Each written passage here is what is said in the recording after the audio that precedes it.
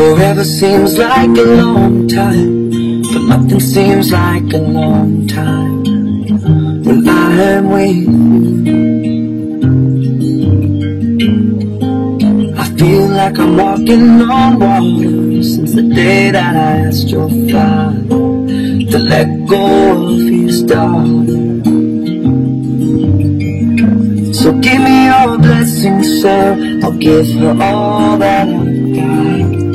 It doesn't look like much, but it sure feels like a lot. Let her take my heart, take my heart. Take my heart and take my hand. Take my heart and take my hand again and again. Right where we stand.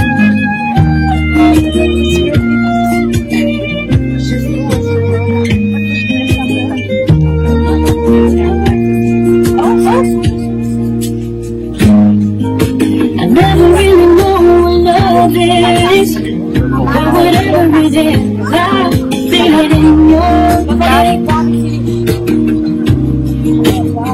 You walk in like somebody had it all. I feel right where I belong. And we so weak, my heart is strong. So give me your heart, and I'll give you all I've got. On peut se lever pour accueillir notre futur marié. Feels like a lie. So take my heart, take my hand. Take my heart, take my hand. Take my heart, take my hand again and again. Right where we stand. Take my heart, take my hand. I'll be your lover and I'll be your friend.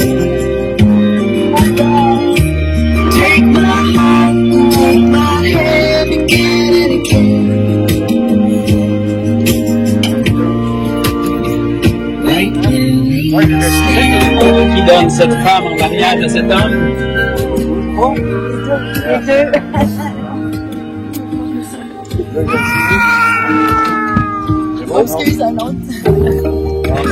On peut les applaudir pendant qu'ils vont prendre place.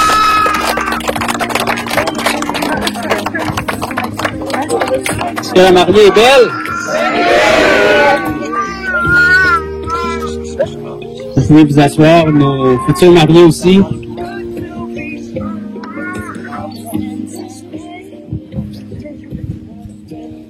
Jennifer, Jonathan, on est réunis ici aujourd'hui à votre invitation, devant tous ces témoins et sous le regard de Dieu pour célébrer vos vœux et votre union dans les liens sacrés du mariage, selon l'ordonnance de Dieu et les lois de notre province, et pour surtout implorer la faveur de Dieu et l'union de son Saint-Esprit sur votre mariage. L'apôtre Paul recommande dans la parole de Dieu le mariage comme un état honorable entre tous. C'est pourquoi on ne doit pas s'y engager avec imprudence ou avec légèreté. Mais il faut y apporter révérence, discrétion, tempérance et évidemment plus que tout, la crainte de Dieu. Si quelqu'un aujourd'hui peut prouver qu'il y a quelques justes empêchements à ce que Jennifer et Jonathan puissent être légitimement mariés ensemble, qu'ils le disent à présent ou qu'ils se taisent à jamais.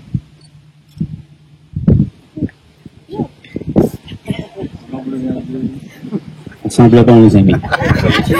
Ça commence bien. Nous allons donc procéder à un mariage de foi chrétienne évangélique en prenant un court moment se recueillir en prière avant de débuter. Père, on veut te remercier pour le temps, le privilège qu'on a d'être rassemblés ici tous ensemble pour ce jour merveilleux. Ce jour qui, selon ta parole, est la deuxième décision la plus importante de l'être humain après celle de t'accepter, Jésus. On te prie de guider tout ce qui va être fait ici aujourd'hui. On te remercie pour ta présence qui nous a précédés On te remercie de venir sceller l'union de Jennifer et Jonathan, qui prennent cette décision devant témoins et devant toi aujourd'hui. On te prie que ton esprit fasse son œuvre dans le cœur de chaque personne qui sont ici, Seigneur, et que ta volonté puisse être faite dans le nom de Jésus. Amen.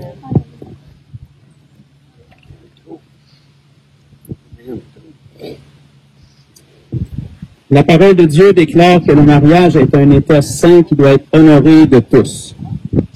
C'est d'ailleurs la plus ancienne des institutions divines qui remonte à l'innocence humaine.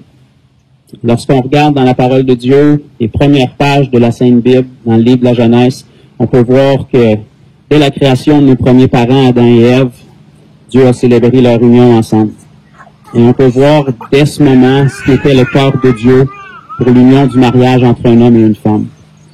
On peut voir que la parfaite volonté de Dieu pour cette union, c'était que Adam, qui était un fils de Dieu, en communion avec son Père Céleste, puisse s'unir sous le regard de Dieu avec Ève, qui était aussi une fille de Dieu en communion avec son Père Céleste à ce moment-là, et que les deux puissent devenir une seule et même chair.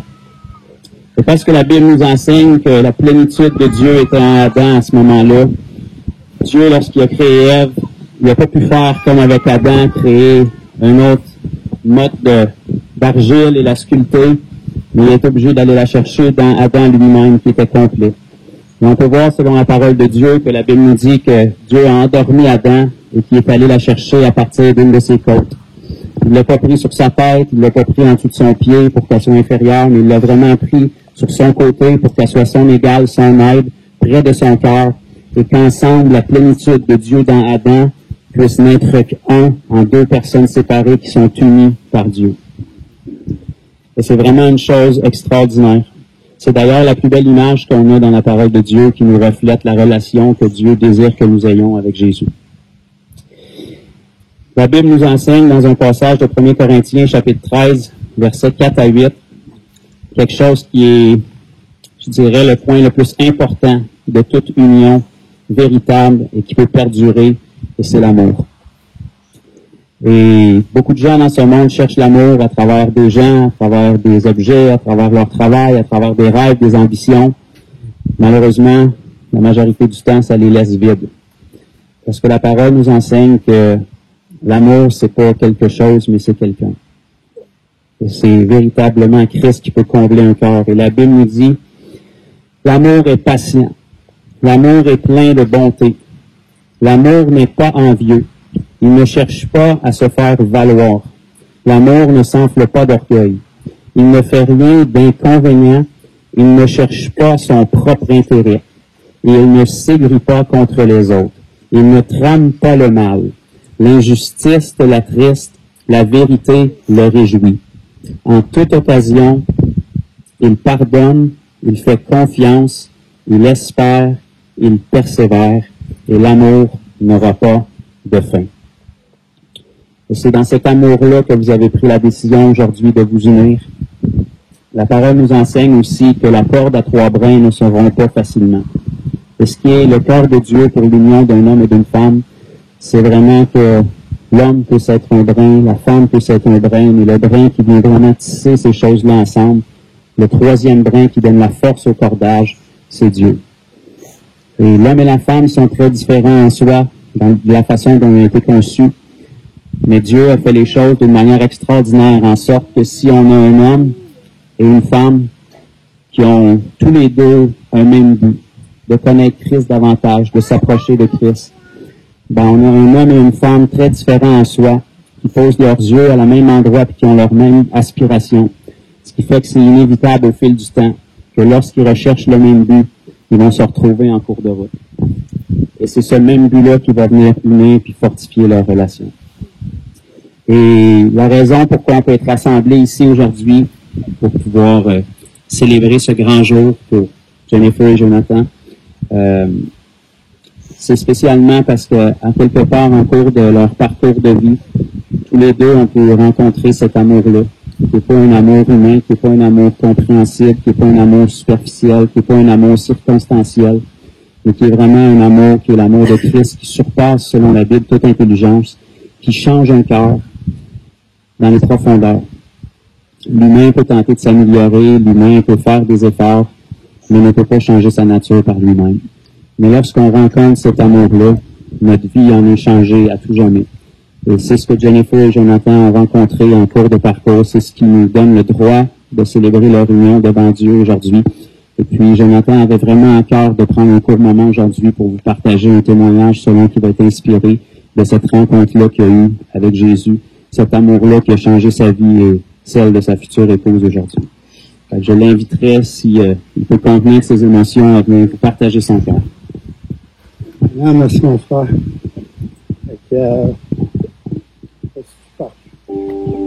Merci à tout le monde de s'être déplacé, faire ce que je fais de mieux, ce qui a marché le mieux à date dans ma vie. Je vais prier. Père, je te remercie, Seigneur, pour la journée. Merci pour tous ces gens qui se sont déplacés, Seigneur. Que chacun d'eux puisse recevoir de toi aujourd'hui, Père. Tout est essentiel dans une vie, Seigneur. Je te demande, je te remercie, Père, d'avoir ouvert mes yeux, Seigneur. Parfois, les bénédictions sont si proches de nous. Quand on ne voit rien, on n'est pas capable de voir, Seigneur. Tu m'avais déjà tout donné. Il fallait juste que mes yeux s'ouvrent, Père. Et venu les ouvrir, Seigneur. Je me rappelle la journée, j'étais assis dans mon truck, j'avais aucun espoir. J'avais plus d'espoir. Je pensais que tout était fini. La seule chose que j'avais, c'était une conviction sincère que que toi, tu pouvais changer les choses. À partir de ce moment-là, j'ai prié, j'ai crié à toi. Puis tu as été fidèle.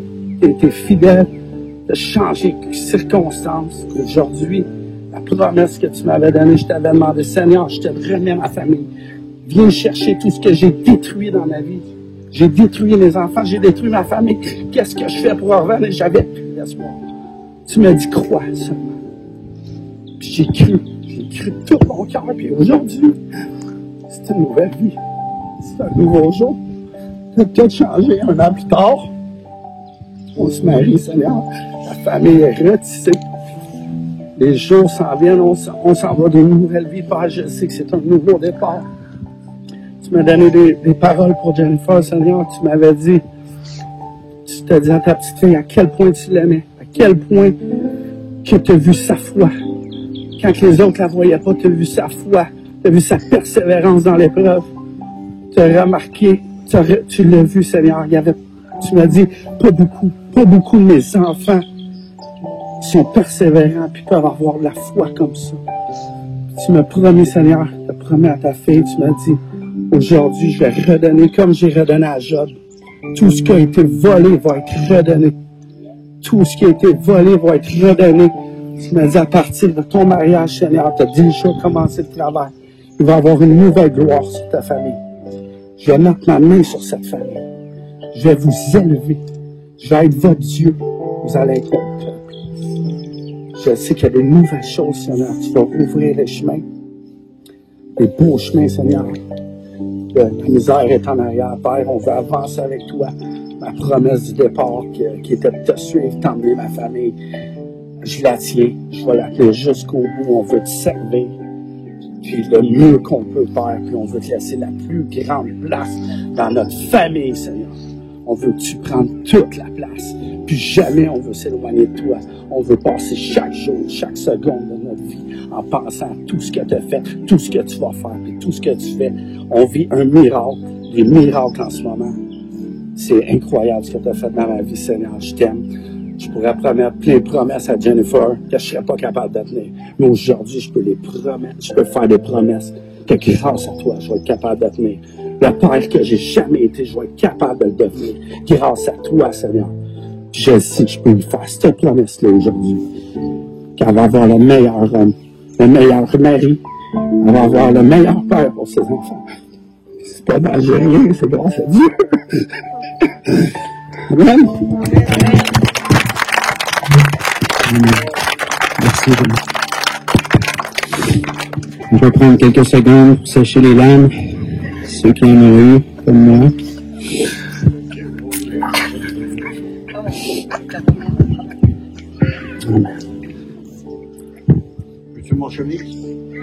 C'est toujours beau de voir quelqu'un qui parle avec son cœur, qu'on soit d'accord ou pas d'accord, un témoignage, ça demeure un témoignage, puis une vie transformée, ça s'efface pas. La parole de Dieu nous enseigne que le mariage est une institution sacrée que tous doivent respecter et honorer comme telle. Elle nous enseigne que les époux doivent rester fidèles l'un à l'autre, bien évidemment, car le jugement de Dieu frappera les débauchés et les adultères. Avant qu'on puisse procéder plus loin dans le mariage, je dois prendre quelques minutes pour faire la lecture des points légaux qu'il nous faut pour honorer les lois de la province. Je vais partager avec vous les articles du Code civil qui exposent les droits et les devoirs des époux. Même le gouvernement juge que les époux doivent avoir certains droits et certaines responsabilités les uns envers les autres. Tout premièrement, les époux ont en mariage les mêmes droits et les mêmes obligations et se doivent mutuellement respect, fidélité, secours et assistance. Ils sont tenus de faire vie commune. Chacun des époux conserve en mariage son nom. Il exerce ses droits civils sous ce nom. Ensemble, les époux assurent la direction morale et matérielle de la famille. Ils exercent l'autorité parentale et assument les tâches qui en découlent. Les époux choisissent de concert la résidence familiale. En l'absence de choix exprès, la résidence familiale est présumée être celle où les membres de la famille habitent lorsqu'ils exercent leurs principales activités. Les époux contribuent aux charges du mariage à proportion de leurs facultés respectives. Chaque époux peut s'acquitter de sa contribution par son activité au foyer. Ça couvre la partie légale. On va prendre un court moment pour voir ce que la parole de Dieu nous enseigne concernant le mariage. Comme j'ai dit, c'est la plus belle image que la Bible nous donne sur la relation entre l'homme et la femme dans les liens du mariage, pour nous imager la relation entre un homme et une femme qui a accepté Jésus comme son Seigneur et Sauveur. La Bible nous dit, Marie, concerne mon frère Jonathan, que chacun aime sa femme comme Christ a aimé l'Église. Et regardez bien ce qu'il a fait par amour pour elle, ça nous dit, il s'est livré lui-même pour elle. Il a donné tout ce qu'il avait, sa vie, ce qu'il avait de plus précieux, afin de la sanctifier en la purifiant et en la lavant par les eaux de la parole. Ce qui m'amène à dire que, bien évidemment, pour pouvoir aimer son épouse comme on s'aime nous-mêmes, il faut d'abord avoir appris à s'aimer nous-mêmes.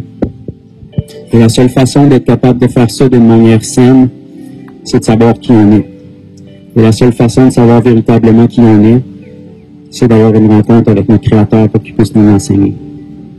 Et une fois qu'on a rencontré cet amour-là qui change notre vie, que notre cœur est comblé, on ne sera pas avec quelqu'un pour combler un vide qui est à l'intérieur. Mais on va être avec quelqu'un pour déverser cet amour-là sur nous, sur elle. De cette façon-là, on sécurise un couple et on ne met pas un poids puis une charge sur une autre personne que ni homme ni femme peut aller arriver à la hauteur. L'homme, au départ, était comblé avec son Dieu. Et il n'avait pas besoin d'une autre source d'amour que celle de son Dieu. Mais quand il a désobéi à Dieu et que cette relation-là a été brisée, l'être humain a continué à avoir le même vide à l'intérieur. Il a commencé à essayer de combler ce vide-là avec des gens, avec des objets, avec des accomplissements. Ce qui fait que probablement les paroles les plus mal utilisées de nos jours, c'est une courte phrase. Je t'aime. Aujourd'hui, on dit je t'aime bien souvent à la légère, et ce qu'on dit réellement quand on dit je t'aime, c'est pas je t'aime. C'est j'ai besoin de toi parce que tu combles mon vide en ce moment. Mais dès le moment où tu ne le combleras pas, je vais avoir besoin de quelqu'un d'autre ou quelque chose d'autre pour le combler. Mais lorsque le cœur d'un homme ou d'une femme est comblé par la présence de Dieu, il peut commencer à être une source d'amour, puis pas dépendre des autres. Puis à ce moment-là, ça devient vraiment une liberté, puis une joie d'avoir un partenaire ou un partenaire à nos côtés, à travers qui on peut tout déverser, pour être un aide l'un pour l'autre. Vous savez, dans le mariage, on ne se marie pas l'un contre l'autre. On se marie l'un avec l'autre, l'un pour l'autre. On dit souvent que toute seule, on va vite, mais à deux, on va loin. Et c'est le but du mariage. On s'unit ensemble pour aller de l'avant. Et puis bien que l'homme et la femme sont très différents, comme j'ai partagé tout à l'heure, lorsqu'ils ont le même but et les mêmes aspirations, c'est ce qui les unit. Puis là où l'homme et la femme ont des faiblesses, le Seigneur en a pas, puis bien comblé parfaitement bien. Ça nous dit, c'est ainsi que le mari doit aimer sa femme comme son propre corps. Celui qui aime sa femme s'aime lui-même. Car jamais personne n'a haï sa propre chair, mais il la nourrit, il en prend soin, comme Christ le fait pour l'Église. C'est pourquoi l'homme quittera son père et sa mère et s'attachera à sa femme, et les deux deviendront une seule chair. Et ça, encore une fois, de nos jours, bien les personnes peuvent penser que devenir une seule chair, c'est quelque chose qui se fait à la nuit de noces ou c'est l'événement d'un soir. Mais pour ceux qui sont mariés depuis un bon nombre d'années, devenir une seule chair, ça ne se fait pas du jour au lendemain. Ça demande de l'écoute, ça demande du travail, ça demande de la patience, ça demande de la compréhension. Et il faut apprendre à marcher l'un avec l'autre. Et ça, c'est le travail d'une vie. Et c'est une tâche qui est très lourde, mais qui est remplie de bénédictions en cours de parcours. Et si on veut s'assurer que cette tâche-là soit bien remplie et que le mariage soit pas un fardeau, mais une bénédiction, eh bien, il faut simplement avoir le fondateur du mariage qui est au centre de tout ça. En revanche, ça nous dit femme, que chacune soit soumise à son mari. Ça ne dit pas esclave à son mari, ça nous dit soumise à son mari. Comme elle l'est au Seigneur. Ce qui nous demande que pour pouvoir être soumise à son mari comme on l'est au Seigneur, il faut d'abord avoir fait cette rencontre-là, que Jennifer a fait, avec un Dieu qui est plus réel que je suis devant vous en ce moment. Un Dieu qui a le pouvoir de changer un cœur en permanence. Un Dieu qui a le pouvoir de redonner espoir où est-ce qu'il n'avait plus. Un Dieu qui a le pouvoir de réparer les 1001 erreurs qu'on a pu commettre dans nos vies. Tout ce qu'il cherche, c'est un cœur repentant. Et à partir de ce moment-là, lorsqu'une femme vit cette expérience-là, ce ne sera pas un fardeau de se soumettre à son mari, parce qu'elle ne va pas faire confiance à son mari premièrement, mais à Christ dans son mari. Et si Christ est au centre, c'est lui qui garde toutes choses unies. Ça nous dit ensuite, car le mari est le chef de la femme, comme Christ est le chef de l'Église, qui est son corps et dont il est le sauveur. Or, de même que l'Église est soumise à Christ, les femmes le sont à leur mari, en Christ.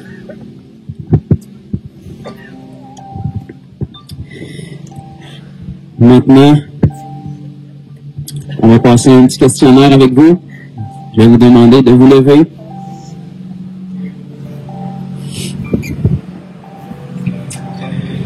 Aujourd'hui, en ce jour de mon témoin, veux-tu, Jonathan, prendre cette femme pour ton épouse, afin de vivre avec elle selon les ordonnances de Dieu et dans l'état saint du mariage? Veux-tu l'aimer, la consoler, l'honorer et lui demeurer attaché dans la maladie et dans la santé, en renonçant à tout autre, te garder seulement pour elle? Si tu le veux, dis simplement « Oui, je le veux ». Ok, oui, je le veux. Jennifer, veux-tu prendre cet homme pour ton mari afin de vivre avec lui selon l'ordonnance de Dieu dans l'état saint du mariage? Veux-tu l'aimer, lui demeurer soumise, le consoler, l'honorer, lui demeurer attaché dans la maladie comme dans la santé, en renonçant à tout autre et te garder seulement? Si tu le veux, dis simplement « Oui, je le veux ». Oui, je le veux. Tout se passe bien. Maintenant, on va procéder à l'échange de vos vœux. Donc, Jonathan, tu vas juste pouvoir répéter après moi. Je vais approcher le micro, il semblerait que ça coupe un peu. Moi, Jonathan, je te prends, Jennifer. Je te prends, Jennifer. Pour ma femme et mon épouse légitime. Pour ma femme et mon épouse légitime. Je promets devant Dieu. Je promets devant Dieu. Que je te garderai dès aujourd'hui. Que je te garderai dès aujourd'hui. Dans la prospérité et dans la détresse. Dans la prospérité et dans la détresse. Dans la santé et dans la maladie. Dans la santé et dans la maladie. Je promets de t'aimer et de te chérir. Je promets de t'aimer et de te chérir. Jusqu'à ce que la mort nous sépare. Jusqu'à ce que la mort nous sépare. Je le déclare solennellement. Je le déclare solennellement. Ton tour maintenant.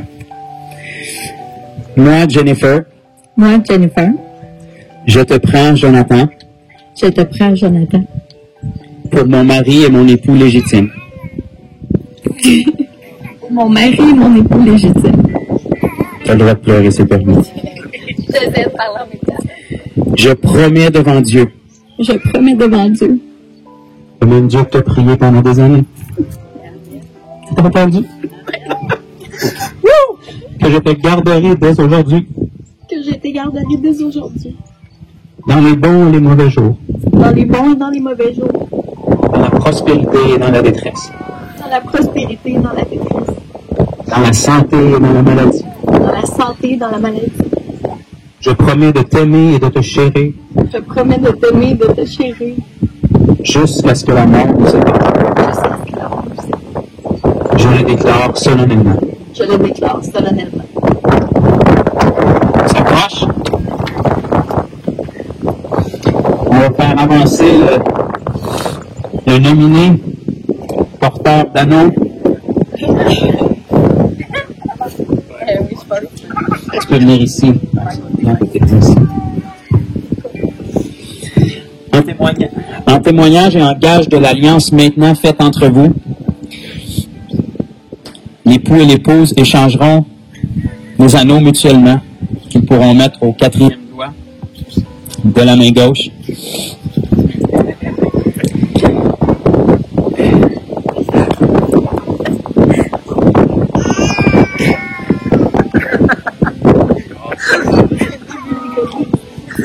Est-ce que ça fonctionne bien?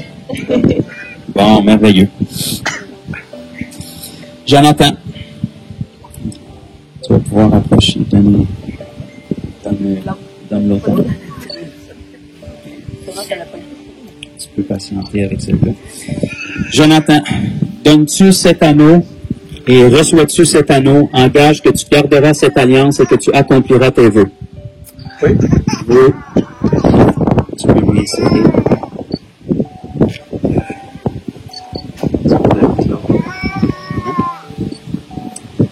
Jennifer,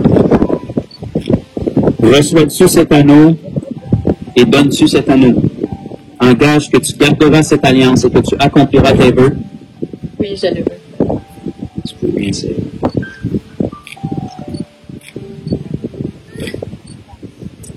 Que ces anneaux, rejoignent vos mains ensemble, que ces anneaux soient toujours le signe de votre alliance, le symbole de votre fidélité, de votre pureté, de votre constance, de l'amour conjugal et le sceau des vœux que vous avez fait maintenant.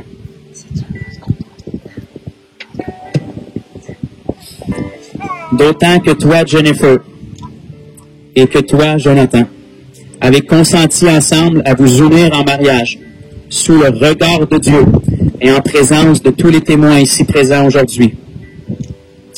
Vous l'avez confirmé en joignant vos mains et en donnant et en recevant ces anneaux. Maintenant donc, au nom de Jésus, je vous déclare mari et femme. On patiente un petit peu encore. Que l'homme ne sépare donc point ce que Dieu a uni. Ne permettez à aucune intention, aucune pensée, ni aucun acte humain de venir vous séparer. Avant qu'on puisse aller plus loin, je vais prendre le temps de prier pour vous.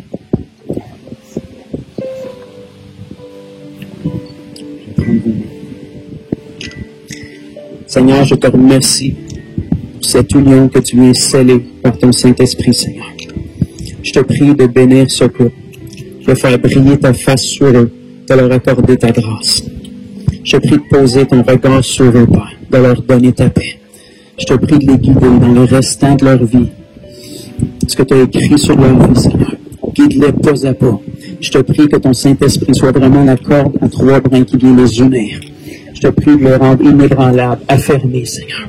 Je te remercie parce que toutes les années qui ont été volées, qui ont été détruites par ta grâce, tu vas leur rendre, Père. Je te remercie de venir sceller cet amour, Père, de les guider, de leur donner vraiment un esprit paisible, une bonne compréhension ensemble, Seigneur Dieu. Qu'ils puissent toujours garder leurs yeux fixés sur toi. Qu'ils puissent continuer à construire sur le rocher qui est Christ, le centre de leur vie, pour être inébranlables et qu'à travers chaque épreuve, chaque vent contraire, elles puissent rester affermies, Seigneur, et être des modèles de ton amour, Seigneur, ici-bas sur terre, pour d'autres couples plus jeunes, pour d'autres personnes dans la foi, Seigneur. Qu'ils puissent être bénis à leur arrivée et à leur départ, que tout ce qu'ils touchent puisse leur réussir et que toute la gloire te revienne, Seigneur. Au nom de Jésus. Amen. Amen. Il reste une autre étape?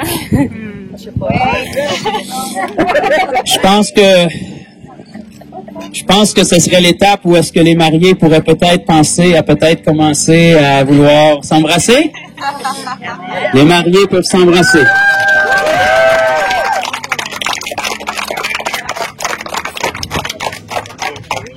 Félicitations.